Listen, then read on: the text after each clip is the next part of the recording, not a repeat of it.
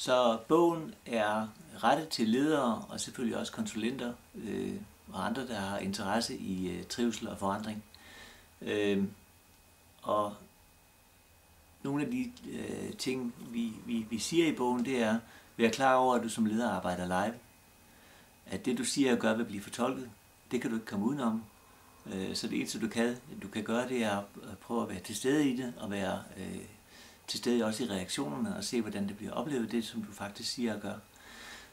Skyggetemaer, tag dem alvorligt. Skab plads til dem.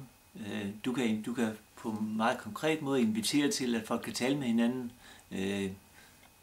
Du kender formentlig fornemmelsen som leder af at stå og tale over for en forsamling om en forandringsproces, hvor du ser ind i de meget tomme øjne, og når du så holder pause, så taler folk meget med hinanden, kan du høre. Når de så kommer tilbage igen, så kommer tavsheden. Du kunne jo for eksempel stoppe i din talestrøm et øjeblik, og lade den tale med sidemanden et kort øjeblik. Så skaber du et rum til, at de uformelle samtaler kan blive inviteret ind i det formelle rum. Så led efter muligheder, hvor du skaber gråzoner imellem det uformelle og det formelle, og imellem skyggetemaer og de legitime temaer.